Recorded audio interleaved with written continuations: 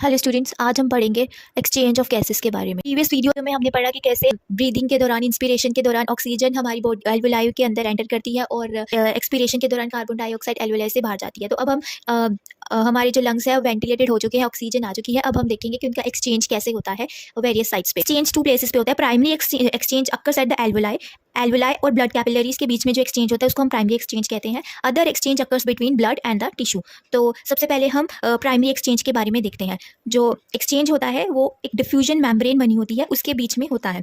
सबसे पहले इन मेम्ब्रेन के बारे में हम पढ़ लेते हैं। Squamous epithelium of alveoli, blood capillaries में एंडोथेलियम प्रेजेंट होती है और उन दोनों के बीच में एक सब्सटेंस होता है जिसको हम बोलते हैं बेसमेंट सब्सटेंस। बेसमेंट सब्सटेंस क्या है? Basically it is a supporting substance which provide support to both the squamous epithelium and the endothelium of the blood capillaries.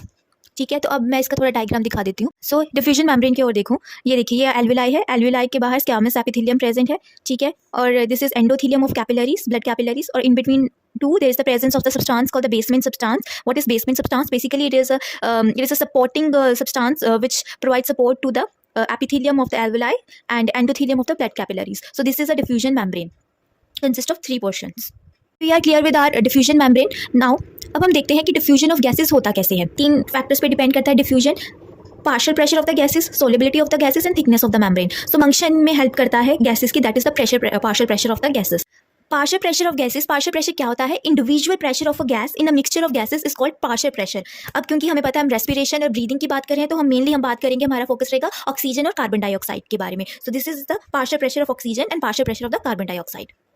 तो पार्शियल प्रेशर ऑफ, सबसे पहले हम ऑक्सीजन के बारे में बात करेंगे कि ऑक्सीजन की डिफ्यूजन कैसे होती है।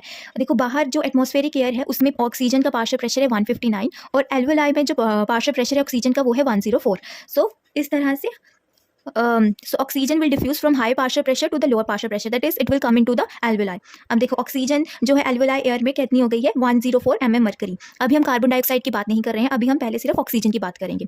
और डीऑक्सीजनेटेड ब्लड में पार्शियल प्रेशर है ऑक्सीजन का 40 और high partial pressure to the low partial pressure जाएगी oxygen, so it will come into the deoxygenated blood and convert it into the oxygenated blood. अब ऑक्सीजनेटेड ब्लड यहाँ पे आ गया हमारे पास। तो ऑक्सीजन में ऑक्सीजनेटेड ब्लड में जो कि बाद में हार्ट से पंप होके वेरियस बॉडी टिश्यू पार्ट्स में जाता है, तो वहाँ पे ऑक्सीजन की पार्शियल प्रेशर कितना हो गया? 95 mm मरकरी। और टिश्यूज में कितना है पार्शियल प्रेशर ऑफ ऑक्सीजन? वहाँ पे है 40 mm मरकरी।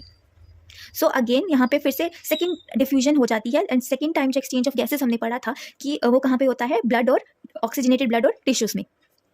बॉडी टिश्यूज में कार्बन डाइऑक्साइड का पार्शियल प्रेशर है 45 mm मरकरी और ऑक्सीजनेटेड ब्लड में है 40 mm मरकरी। सो हमें पता है high pressure to low pressure जाएगी, तो यहाँ से जो कार्बन डाइऑक्साइड का एक्सचेंज होगा ब्लड में और it will convert into the deoxygenated blood, that is the blood which have carbon dioxide. तो यहाँ से जाएगी कार्बन डाइऑक्साइड, तो अगेन यहाँ पे पहुंचेगा एल्वुलाई में एक्सचेंज होगा गैसेस का अगेन, जैसे ठीक है। अब यहाँ पे कितना है carbon dioxide partial pressure deoxygenated blood में 45 mm मरकरी और एल्वुलाई में कितना है partial pressure of carbon dioxide 40 mm mercury. So again there is the movement of the carbon dioxide from high partial pressure to the low partial pressure. तो ultimately the carbon dioxide will give up to the alveoli portion and from the alveoli it will goes to outside. हम carbon dioxide के partial pressure के बारे में देखते हैं।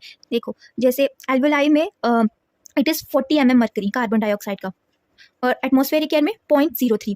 तो हमें पता है high partial pressure to the low partial pressure, तो एल्वुलाई से कार्बन डाइऑक्साइड बाहर को रिलीज हो जाएगी।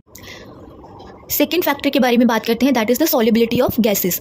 जो कार्बन डाइऑक्साइड है उसकी जो सॉलिबिलिटी है वो 20 to 25 टाइम्स हायर है ऑक्सीजन से, जिसके कारण क्या होता है कि कार्बन डाइऑक्साइड के डिफ्यूज करने की कैपेसिटी या उसका amount at a given partial pressure is much higher than oxygen. ठीक है, and the last factor is the thickness of membrane. Membrane जितनी ज़्यादा लेस थिक होगी उतनी वो गैसेस एक्सचेंज करवाने में हेल्प करेगी। इसीलिए जो हमारी डिफ्यूजन मेम्ब्रेन है it is much less than a millimetre.